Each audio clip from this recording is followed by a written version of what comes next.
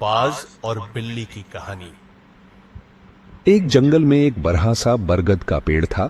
उस पेड़ के छाल में एक बूढ़ा बाज रहता था। वह बाज अंधा था, इसके कारण वह कहीं बाहर नहीं जा पाता था। उस पेड़ पे बहुत सारे पक्षी भी घोंसला बनाकर अपने बच्चों के साथ रहते थे। वह पक्षी पूरा दिन भोजन ढूंढने में लग जाते थे। वह बूढ़ा बाज पक्षियों के बाहर जाने पर उनके बच्चों को अच्छी अच्छी कहानियां सुनाता और उनका ध्यान रखता था। शाम को घर लौटकर पक्षी उनके द्वारा लाए हुए भोजन में से थोड़ा सा भोजन बाज को भी देते थे। ऐसे समय बीतता गया। एक दिन वहां से गुजरते हुए एक बिल्ली ने पेड़ पर खेल रहे पक्षियों के बच्चों को देखा और मन ही मन खुश होते हुए बोली, आह, बच्चे बहुत नरम है, इनका मांस तो बहुत ही अच्छा होगा। इतने स्वादिष्ट भोजन मेरे सामने होते हुए भी मैं पूरा जंगल घूमती रही। इतना कहकर वो बिल्ली उन्हें खाने के लिए उस पेड़ पर चराज गई। उस बिल्ली को देख सभी बच्चे डर के चिल्लाने लगे। उनकी चिल्लाने की आवाज सुनकर वह बूढ़ा बाज अपनी छाल से बाहर आया और गुस्से से चिल्लाया, कौन है? उसकी चिल्लाहट सुनते ही बिल्ली के ऊपर के प्राण ऊपर ही गए और वह मन ही मन डरते हुए बोली, इन बच्चों के अलावा कोई नहीं है यहां। यही सोचकर पेड़ पर चरा छाई।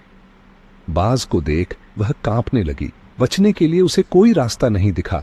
जो होगा सो होगा सोचकर साहस करके कहा, हां, मैं एक बिल्ली हूं, आपकी आज्ञा के बिना इस पेड़ पर छरच आने के लिए माफी चाहती हूं। तब तुरंत बाज, क्या तुम बिल्ली हो? इस पेड़ से उतरकर चले जाओ, नहीं तो तुम्हारे प्राण ले लूंगा, बोलकर चेतावनी दी। बिल्ली बोली, हां, आप गुस्सा ना हो, मेरा जन्म बिल्ली जाति, मैं होने पर भी इस जाति लक्षण मुझ में नहीं है। मैं तो शाकाहारी हूं, तुम सब बहुत अच्छे हो। मैंने जंगल, मैं आप सबकी बहुत तारीफ सुनी थी, मैं तो आप सबसे दोस्ती करने आई हूं।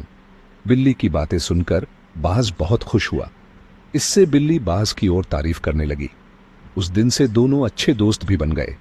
तब से हर दिन वह बिल्ली पंछियों के न होने के समय पर बाज के पास आकर घंटों भर बातें करके चली जाती। बिल्ली की मीठी मीठी बातों से पक्षियों के बच्चे उससे अच्छे से मिल गए। ऐसे ही कुछ दिन बीत गए। फिर मौका देख बिल्ली ने एक एक कर बच्चों को अपना शिकार बना लिया और उन सब की हड्डियों को बाज के घर में फेंक दिया। पक्षियों को जब इन बातों का आभास हुआ तो सब एक साथ बाज के पास गए और अपने बच्चों के गायब होने के बारे में बाज से पूछने लगे। बाज तो बेचारा अंधा था, उसे कुछ नहीं पता था। लेकिन जब पंछियों ने बाज के घर के अंदर देखा तो घर बच्चों की हड्डियों से भरा पड़ा था।